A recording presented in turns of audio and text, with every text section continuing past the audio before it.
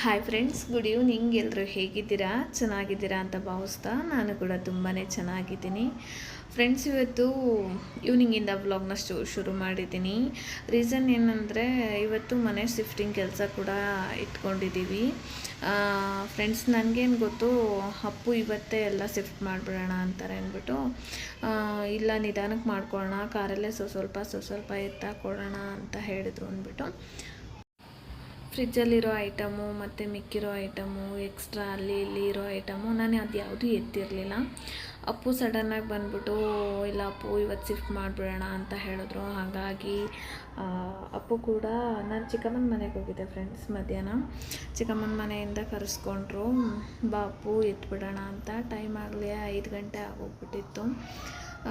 ಸರಿ, ಇನ್ನು ಏನೇನೆಲ್ಲ ಹೆಂಗೂ ನೋ ಬ್ರೋಕರಲ್ಲ, ಹೋಟೆಲ್ಗೆ ಬುಕ್ ಮಾಡಿದ್ದೀವಿ.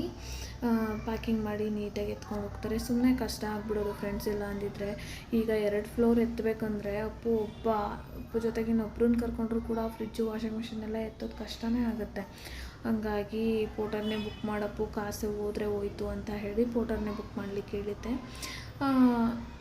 ಫ್ರಿಜ್ಜು, ವಾಷಿಂಗ್ ಮಿಷಿನು ಮತ್ತು ಮಂಚ ಹಾಕ್ಬೋದು, ಬೆಡ್ಡು. ಅಲ್ಲಿಂದ ಬಂದರೆ ಇನ್ನು ಏನೆಲ್ಲ, ಟಿ ವಿ ಒಂದು ಎತ್ಕೊಂಡು ಬರಲಿಲ್ಲ. ಮಿಕ್ಕಿರೋ ಐಟಮ್ಗಳನ್ನ ಸಾಗಿಸ್ಕೊಂಬಿಡೋಣ ಅಪ್ಪು ಇವತ್ತು ಅಂತ ಹೇಳಿದ್ದೆ. ಚಿಕ್ಕ ಪುಟ್ಟ ಐಟಮ್ಗಳು, ಬಟ್ಟೆಗಳು, ಕೆಲವೊಂದು ಪ್ಯಾಕ್ ಆಗಿರೋವು ಎಲ್ಲನೂ ಸಾಗಿಸ್ಕೊಬಿಡೋಣ ಅಂತ. ಹಾಗಾಗಿ ಬೆಡ್ಡೆಲ್ಲ ಎತ್ತಲಿಕ್ಕೆ ತುಂಬಾ ಕಷ್ಟ ಆಗ್ತಿತ್ತು ಫ್ರೆಂಡ್ಸ್. ನಾವು ಪೋಟರಿಗೆ ಕೊಟ್ಟಿಲ್ಲ ಅಂದಿದ್ರೆ. ಅಪ್ಪು ಕೂಡ ಬಂದರು ಬೇಗನೆ, ಆಫ್ಟರ್ನೂನೇ ಕೆಲಸದಿಂದ ಬಂದು ನನಗೆಲ್ಲನೂ ಹೆಲ್ಪ್ ಮಾಡಿಕೊಡ್ತಾಯಿದ್ರು. ಚೀಲಗಳಿಗೆ ಬಟ್ಟೆಗಳು ತುಂಬೋದಾಗಿರ್ಬೋದು, ತೊಳೆದಿಟ್ಟಿರೋ ಪಾತ್ರೆಗಳನ್ನ ಎತ್ತಿಡೋದಾಗಿರ್ಬೋದು, ಈ ಥರ ಎಲ್ಲನೂ ಮಾಡಿಕೊಡ್ತಾಯಿದ್ರು ಫ್ರೆಂಡ್ಸ್. ನಿಜವಾಗ್ಲೂ ಈ ಮನೆ ಖಾಲಿ ಮಾಡೋದಿದೆಯಲ್ಲ, ದೊಡ್ಡ ನರಕ. ಅದರಲ್ಲೂ ವರ್ಷಕ್ಕೆ 2 ಟೈಮ್ ಖಾಲಿ ಮಾಡೋದಿದೆಯಲ್ವ, ಅದಿನ್ನೂ ದೊಡ್ಡ ತಲೆನೋವು ಅಂತಲೇ ಹೇಳ್ಬೋದು. ಇಲ್ಲ ಸಪೋರ್ಟಿಗಿರಬೇಕು, ಇಲ್ಲ ಅಂದರೆ ಈ ಥರ ಹಿಂಸೆ ಆಗೋಗುತ್ತೆ. ಹಂಗಿರೋದ್ರಿಂದ ನೀಟಾಗಿ ಎಲ್ಲನೂ ಬಟ್ಟೆಗಳು, ಮತ್ತು ಮೊನ್ನೆ ಕೂಡ ವಾಶ್ ಮಾಡಿರೋ ಬಟ್ಟೆಗಳು ಕೂಡ ಇದ್ದು ಎಲ್ಲನೂ ಎತ್ತಿ ನೀಟಾಗಿ ಅಪ್ಪು ಕೂಡ ಪ್ಯಾಕ್ ಮಾಡ್ಕೊತಾಯಿದ್ರು. ಅವ್ರು ಬರೋದಿನ್ನು 10-15 ನಿಮಿಷ ಲೇಟ್ ಆಗುತ್ತೆ ಅಂತ ಹೇಳಿದ್ರಿಂದ, ಅಮ್ಮ ಆಯಿತು ನಾನು ಆದಷ್ಟು ಪ್ಯಾಕ್ ಮಾಡ್ಕೊತೀನಿ ಅಂತ ಹೇಳಿ ಪ್ಯಾಕ್ ಮಾಡ್ತಾಯಿದ್ರು ಫ್ರೆಂಡ್ಸ್. ಒಬ್ಬರು ಇಬ್ಬರು ಮನೇಲಿದ್ದಾಗ ಇದೆಲ್ಲ ಕೆಲಸಗಳು ಸ್ವಲ್ಪ ಕಷ್ಟನೇ ಆಗೋಗ್ಬಿಡುತ್ತೆ ಅಂತಲೇ ಹೇಳ್ಬೋದು ನಿಜವಾಗ್ಲೂ. ಫ್ರೆಂಡ್ಸ್, ಅವರು ಚಿಕ್ಕದೊಂದು ಐಟಮ್ ಎತ್ಕೊಳ್ರಿ ಅಂದರೂ ಕೂಡ ಅದಕ್ಕೂ ಕೂಡ ಚಾರ್ಜಸ್ ಮಾಡ್ತಾರೆ ಪೋಟರವರು. ನಾನು ಇನ್ನೂ ಕಟ್ಟಿಕ್ಕಿರೋ ಎಷ್ಟೋ ಐಟಮ್ ಕೂಡ ಬಿಟ್ಟು ಬಂದಂಗೆ ಆಗೋಯ್ತು. ಯಾಕಂದರೆ ಅವರು ಒಂದು ಸಿಲಿಂಡ್ರು ಎತ್ತಿ ಇಟ್ಕೊಳ್ಳೋದು ಕೂಡ ಅವರು ಚಾರ್ಜಸ್ ಮಾಡ್ತಾರೆ. ಅಲ್ಲಿಂದ ಎಲ್ಲನೂ ನೋಡ್ತಾ ಇರ್ಬೋದು, ಎಷ್ಟು ನೀಟಾಗಿ ಪ್ಯಾಕಿಂಗ್ ಮಾಡಿಕೊಂಡು ಫ್ರಿಜ್ ಆಗ್ಬೋದು, ವಾಷಿಂಗ್ ಮಿಷಿನ್ ಆಗ್ಬೋದು, ಅವ್ರದ್ದೇ ಆದಂಥ ದಪ್ಪ ಬಟ್ಟೆಯಿಂದ ಪ್ಯಾಕ್ ಮಾಡ್ತಾರೆ. ಎಲ್ಲಾದರೂ ತೆಗೆದ್ರೆ ಗೋಡೆ ಟಚ್ ಆದರೂ ಕೂಡ ಏನೂ ಆಗಬಾರ್ದು, ತಗ್ಗೋಗೋದು, ಇನ್ನೊಂದಾಗ್ಬೋದು, ಮತ್ತೊಂದಾಗ್ಬೋದು, ಆಗಬಾರ್ದು. ಆ ಥರ ನೀಟಾಗಿ ಪ್ಯಾಕ್ ಮಾಡಿಕೊಡ್ತಾರೆ. ಇದರಲ್ಲಿ ಬೆಸ್ಟ್ ಏನಂತ ಹೇಳೋದಾಯ್ತಂದರೆ ಫ್ರೆಂಡ್ಸ್, ಮನೆಯಲ್ಲಿರೋ ವಸ್ತುಗಳು ಹಾಳಾಗಲ್ಲ, ತಗ್ಗೋಗಲ್ಲ, ಇನ್ನೊಂದಾಗಲ್ಲ, ಮತ್ತೊಂದಾಗಲ್ಲ. ನಾವೆಷ್ಟು ನೀಟಾಗಿ ಸಾಗಿಸ್ಕೊಳ್ತೀವಿ. ನಾವು ಸಾಗ್ಸೋಕೆ ಹೋದರೆ ಎಲ್ಲ ತಗ್ಗೋಗೋದೇ ಜಾಸ್ತಿ ಆಗೋಗ್ಬಿಟ್ಟಿರುತ್ತೆ. ಬಟ್ ಅವ್ರು ಸಾಗಿಸೋದ್ರಿಂದ ಒಂದೇ ಒಂದು ಐಟಮ್ ಕೂಡ ಹಾಳಾಗಲ್ಲ, ಅಷ್ಟು ನೀಟಾಗಿ ಸಾಗಿಸ್ಕೊಡ್ತಾರೆ ಫ್ರೆಂಡ್ಸ್. ನಾವು ಆ ಮನೆಯಿಂದ ಇಲ್ಲಿಗೆ ಎತ್ಕೊಂಡು ಬರೋಷ್ಟೊತ್ತಿಗೆ 6 ಗಂಟೆನೇ ಆಗೋಗ್ಬಿಟ್ಟಿತ್ತು, ಕತ್ಲೆ ಆಗೋಗ್ಬಿಟ್ಟಿತ್ತು. 6-6:30 ಹತ್ರ. ಅವರು 4 ಜನ ಬಂದಿದ್ದರು ಫ್ರೆಂಡ್ಸ್. 4 ಜನ ಬಂದಿನೇ ಸಾಮಾನೆಲ್ಲ ಸಾಗಿಸೋ ಹೊತ್ತಿಗೆ 8:30ನೇ ಆಗೋಯ್ತು ಮೇಲ್ಗಡೆಗೆ. ನಾನು ಅಪ್ಪು ಇಬ್ಬರೇ ಮಾಡ್ತೀವಿ ಅಂದಿದ್ರೆ ತುಂಬಾ ಕಷ್ಟ ಆಗೋಗ್ತಿತ್ತು. ಅಪ್ಪು ಕೈಯಲ್ಲಿ ಇವಾಗ ಡೈಲಿ ಡ್ಯೂಟಿಗೆ ಹೋಗ್ತಾರೆ, ಅವ್ರಿಗೂ ಕೂಡ ಬ್ಯಾಕ್ ಪೇನು ಅದು ಇದು ಇರುತ್ತೆ. ಅಂಥದ್ರಲ್ಲಿ ಅಪ್ಪು 5,000 ಮುಖ ನೋಡೋಕೆ ಹೋಗಿ ಅಪ್ಪು ಅಯ್ಯೋ ಅನ್ಸೋದು. ನನಗೇನದು ಸರಿ ಅನ್ನಿಸ್ಲಿಲ್ಲ. ಹಾಗಾಗಿ ನಾವೇ ಎಲ್ಲ ಅಂದರೆ ಪ್ಯಾಕ್ ಮಾಡೋಣ, ಆದಷ್ಟು ಮಿಕ್ಕಿದ್ದೆಲ್ಲ ಪೋಟರಿಗೆ ಕೊಟ್ಬಿಡೋಣ ಅಪ್ಪು ಅಂದ್ಬಿಟ್ಟು ದೊಡ್ಡ ಐಟಮ್ನೆಲ್ಲ ಸಾಗಿಸ್ಕೊತಾ ಇದ್ದೀವಿ. ಫ್ರಿಜ್ ಆಗ್ಬೋದು, ವಾಷಿಂಗ್ ಮಿಷಿನ್ ಆಗ್ಬೋದು, ಅಲ್ಲಿಂದ ಬಂದರೆ ಮಂಚ ಆಗ್ಬೋದು, ಡ್ರೆಸ್ಸಿಂಗ್ ಟೇಬಲು, ಇವೆಲ್ಲ ಎತ್ತೋದು ಕಷ್ಟ ಆಗೋದು. ಹಂಗಾಗಿ ಸಿಲಿಂಡ್ರು ಇವೆಲ್ಲ ಸಾಗಿಸ್ಕೊಂಡ್ವಿ. ಇನ್ನು ಚಿಕ್ಕ ಪುಟ್ಟದ ಐಟಮ್ಗಳನ್ನ ಅಲ್ಲೇ ಬಿಟ್ಬಿಟ್ಟು ಬಂದ್ವು. ನಾನು ಅದೇ ಅಪ್ಪುಗೆ ಹೇಳ್ತಿದ್ದೆ, ಅಪ್ಪು ಮನೆ ಬಂತಂದರೆ ಒಂದು 10 ವರ್ಷ ಖಾಲಿ ಮಾಡೋದು ಬೇಡ ಅಪ್ಪು, ನಿಜವಾಗ್ಲೂ ಇದು ನರಕ ಆಗೋಗುತ್ತೆ ಅಂತ. ಫ್ರೆಂಡ್ಸ್, ನನಗೆ ನಮ್ಮ ಮನೆ ಸಾಮಾನೆಲ್ಲ ತೆಗೆದಾಗ್ಲೇ ನಿಜವಾಗ್ಲೂ ಗೊತ್ತಾಗೋದು ನಮ್ಮ ಮನೇಲಿ ಇಷ್ಟು ಸಾಮಾನು ಇದೆಯಾ, ಇಷ್ಟೊಂದು ಐಟಮೆಲ್ಲ ತುಂಬ್ಕೊಂಡಿದ್ದೀನ ನಾನು, ಇಷ್ಟೊಂದು ಸಾಮಾನು ಇಟ್ಕೊಂಡಿದ್ದೀನ ಅಂತ. ಇಲ್ಲ ಅಂದರೆ ನಮ್ಮ ಮನೇಲಿ ಇಷ್ಟು ಸಾಮಾನು ಇದೆ ಅಂತ ನಿಜವಾಗ್ಲೂ ಕೂಡ ಗೊತ್ತಾಗಲ್ಲ. ಎಷ್ಟು ಸಾಮಾನು ಇಟ್ಕೊಂಡಿದ್ದೀನಿ ಅಂದರೆ ನಿಜವಾಗ್ಲೂ ಬರೀ ಬಟ್ಟೆ ಬ್ಯಾಗ್ಗಳೇ ಒಂದು 10-15 ಬ್ಯಾಗ್ ಆಗೋಗ್ಬಿಡುತ್ತೆ. ಮತ್ತು ಅದು ಇದು ಕಾಟು, ದಿವಾನ್ ಕಾಟು, ಎಷ್ಟು ಸಾಮಾನು ಇಟ್ಕೊಂಡಿದ್ದೀನಿ ಅಂತ ಅನ್ಸುತ್ತೆ. ಹಾಗಾಗಿನೇ ಈ ಸರ್ತಿ ಸಾಕು, ಈ ಬೆಂಗಳೂರಲ್ಲಿ ಗಂಡ ಹೆಂಡ್ತಿಗಿರೋರ್ಗಿಬ್ರಿಗೆ ಏನಕ್ಕೆ ತುಂಬ ದುಬಾರಿ ಮನೆ ಅಂದ್ಬಿಟ್ಟು ಪುಟ್ಟದಾಗಿ ಮನೆ ಮಾಡಿಕೊಂಡು ಡಿಸೈಡ್ ಆಗಿದ್ದು. ಆದರೂ ಏನು ಬಾಡಿಗೆ ಏನು ಕಮ್ಮಿ ಇಲ್ಲ, 8,000 ಬಾಡಿಗೆ. ಮತ್ತು ನನಗೆ ಅಲ್ಲಿ ಲೀಸ್ದು ಅಮೌಂಟ್ ಬಂದುಬಿಟ್ಟಿದ್ರೆ ಲೀಸ್ಗೆ ಹಾಕ್ಕೊಬಿಡ್ಬೋದಿತ್ತು ಫ್ರೆಂಡ್ಸ್.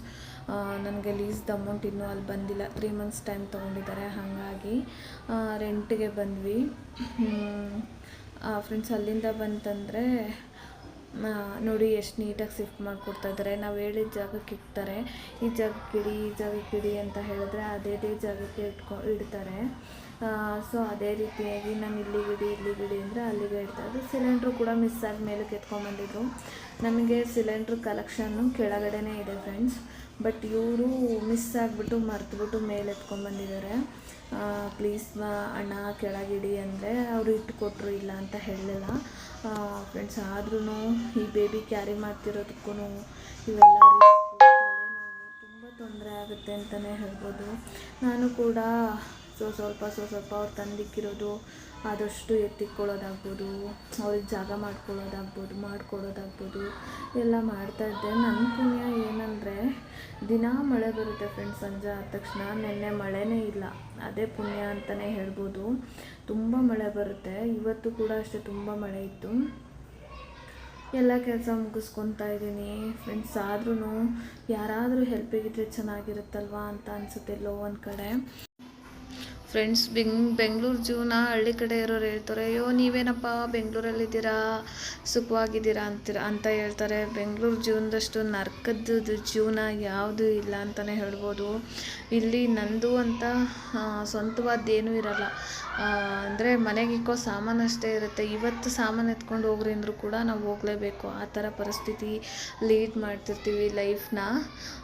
ಬಟ್ ಊರ ಕಡೆ ಜನ ನೀವೇನಪ್ಪ ಬೆಂಗಳೂರಾಗಿದ್ದೀರಾ, ಸುಖವಾಗಿದ್ದೀರಾ ಅಂತ ಹೇಳ್ತಾರೆ. ಬಟ್ ಇಲ್ಲಿ ಜೀವನ ನರ್ಕದ ಜೀವನ, ಯಾವತ್ತೂ ಇಲ್ಲಿ ಸುಖವಾಗಿರೋಕ್ಕಾಗಲ್ಲ. ಸುಮ್ಮನೆ ಜನ ಹೇಳೋರು ಹೇಳ್ತಾರೆ ಅಷ್ಟೇ ಫ್ರೆಂಡ್ಸ್. ಹೇಳ್ಬೇಕಂದ್ರೆ ಪೋಟರ್ ಬುಕ್ ಮಾಡಿದ್ರಿಂದ ತುಂಬಾ ಹೆಲ್ಪ್ ಆಯಿತು. ಒಂದು 3/4 ಭಾಗ ಸಾಮಾನೇ ಬಂದುಬಿಡ್ತು ನಮ್ಮ ಮನೆಗೆ. ಇಲ್ಲ ಅಂದಿದ್ರೆ ಅಪ್ಪು ಅಯ್ಯೋ ಅನಿಸಿ ತುಂಬ ಜೀವ ತಿಂದುಬಿಡ್ತಿದ್ದೆ. ಅಪ್ಪು ಬಾರಪ್ಪು ಇದು ಎತ್ಕೊಂಡೋಗೋಣ, ಅದು ಎತ್ಕೊಂಡೋಗೋಣ ಅಂತ. ಅಪ್ಪ ನಿಜವಾಗ್ಲೂ ಅಷ್ಟು ವಾಷಿಂಗ್ ಮಿಷಿನು ಒಂದು 90 kg ಮೇಲಿದೆ ಫ್ರೆಂಡ್ಸ್. ಒಬ್ಬನೇ ಆತ ಎತ್ಕೊಂಡು ಬಂದ ಬೆನ್ನ ಮೇಲೆ ಇಟ್ಕೊಂಡು. ನಾನು ಅದೇ ಅಂದ್ಕೊತಿದ್ದೆ, ಈ ಅಪ್ಪ ಹೆಂಗೆ ಎತ್ಕೊಂಡು ಬರ್ತಾರೆ, ನಮ್ಮ ಕೈಲಾಗಿದ್ರೆ ನಮ್ಮ ಅಪ್ಪು ಜೀವ ತಿಂದುಬಿಡ್ತಿದ್ದೆ ನಾನು ಅಂತ ಅಂದ್ಕೊಂಡೆ. ಅದಾದಮೇಲೆ ಗ್ಲಾಸ್ ಐಟಮು ಇನ್ನು ಒಡ್ಗಿಡ್ದು ಹಾಕ್ಬಿಟ್ಟವ್ರು ಅಂದ್ಬಿಟ್ಟು ಸ್ವಲ್ಪ ನೋಡಿಕೊಂಡು ಎತ್ತಿಟ್ಕೊತಾ ಇದ್ದೀನಿ. ಇನ್ನು ಫ್ರೆಂಡ್ಸ್ ಅಲ್ಲೋಗಿ ಮಲಗಲಿಕ್ಕೆ ಬೆಡ್ಡು ಮತ್ತು ಹಾಸಿಗೆ ದಿಂಬು ಎಲ್ಲನೂ ಎತ್ಕೊಂಡು ಬಂದಿರೋದ್ರಿಂದ ನಮಗೆ ಅಲ್ಲಿ ಮಲಗಲಿಕ್ಕೆ ಅವಕಾಶ ಇರಲಿಲ್ಲ. ಹಂಗಾಗಿ ಅಪ್ಪು ಇವತ್ತು ಇಲ್ಲೇ ಮಲಗೋಣ ಅಂತ ಹೇಳಿದರು. ಅದರಿಂದ ಸ್ಕ್ರೀನ್ಗಳೆಲ್ಲ ಹಾಕಿಟ್ಕೊಳ್ಳೋಣ. ಇನ್ನು ಚಾರ್ವಿ ಕೂಡ ಚಿಕ್ಕಮ್ಮನ ಮನೇಲಿದ್ಲು, ಅಲ್ಲಿಗೆ ಹೋಗಿ ಕರ್ಕೊಂಬರಕ್ಕೆ ಹೋಗಬೇಕು. ಇನ್ನು ಟೈಮಾಗಿ ಹೋಗ್ಬಿಡುತ್ತೆ, ಟೈಮ್ ಬೇರೆ 8 ಗಂಟೆ ಆಗಿದೆ ಅಂದ್ಬಿಟ್ಟು ಅವರು ಐಟಮ್ ಇಟ್ಕೊಟ್ಟಂಗೆ ನಾನು ಸ್ವಲ್ಪ ಸ್ಕ್ರೀನ್ ಹಾಕ್ಕೊಳ್ಳೋದಾಗ್ಬೋದು, ಮೇಜರ್ ಐಟಮ್ ಗ್ಲಾಸ್ ಐಟಮ್ ಹೊಡೆದೋಗೋದೇನಿತ್ತೆ ಅದು ಎತ್ತಿಕ್ಕೊಳ್ಳೋದಾಗ್ಬೋದು, ಇದೆಲ್ಲ ಮಾಡ್ಕೊತಾ ಇದ್ದೆ ಫ್ರೆಂಡ್ಸ್. ಎಷ್ಟು ಮಾಡಿದ್ರೂ ಕೂಡ ಮುಗಿಯಲ್ಲ ಫ್ರೆಂಡ್ಸ್. ನೋಡ್ತಾ ಇರ್ಬೋದು ಯಾವ ರೀತಿ ಪ್ಯಾಕಿಂಗ್ ಮಾಡಿ ಎತ್ಕೊಂಡು ಬರ್ತಾರೆ ಅಂತ. ಇದೇ ರೀತಿ ಅವ್ರದ್ದೇ ಪೋಟರ್ದು ಅಂದರೆ ಬೆಡ್ಶೀಟ್ ಥರ, ದಪ್ಪ ಬೆಡ್ಶೀಟ್ ಥರ ಕವರ್ಗಳಿರುತ್ತೆ, ಪ್ಯಾಕಿಂಗ್ ಕವರ್ಗಳು. ಅವನ್ನ ಹಾಕ್ಕೊಂಡು ನೀಟಾಗಿ ಎತ್ಕೊಂಡ್ಬರ್ತಾರೆ. ಬೆಡ್ಡು ಅಷ್ಟೇ ಒಂದೇ ಒಂದು ಗಲೀಜಾಗ್ದಂಗೆ ನೀಟಾಗಿ ಎತ್ಕೊಂಡು ಬಂದರು. ನನಗೆಲ್ಲೋ ಒಂದು ಕಡೆ ಗಾಬರಿ ಆಗ್ತಿತ್ತು, ಹೊಸ ಬೆಡ್ಡು ಎಲ್ಲಿ ಗಲೀಜು ಮಾಡ್ತಾರೋ ಅಂದ್ಬಿಟ್ಟು. ಏನೂ ಆಗಲಿಲ್ಲ. ಐಟಮ್ ಎಲ್ಲ ತಂದು ಹಾಕ್ಕೊಂಡಿದ್ದೀವಿ. ಸಾಕಾಗೋಯ್ತು. ಚಿಕ್ಕಮ್ಮನ ಮನೆಗೆ ಹೋಗಿ ಊಟ ಕೂಡ ಮುಗಿಸ್ಕೊಂಡು ಬಂದಿದ್ದೀನಿ. 10:30 ಆಗಿದೆ ಟೈಮು. ನಾಳೆ ಆದಷ್ಟು ಜೋಡಿಸ್ಕೊತೀನಿ. ಇವಾಗಂತೂ ನನ್ನ ಕೈಯಲ್ಲಿ ಸಾಧ್ಯನೇ ಇಲ್ಲ. ಇವಾಗ ಮಲಗ್ತೀವಿ. ಬೆಳಗ್ಗೆ ವ್ಲಾಗ್ನ ಕಂಟಿನ್ಯೂ ಮಾಡ್ತೀನಿ ಬೇರೆ ವ್ಲಾಗ್ ಜೊತೆ. ಸಿಗ್ತೀನಿ ಹೊಸ ವ್ಲಾಗ್ ಜೊತೆ. ಅಲ್ಲಿವರೆಗೂ ಟೇಕ್ ಕೇರ್, ಬಾಯ್.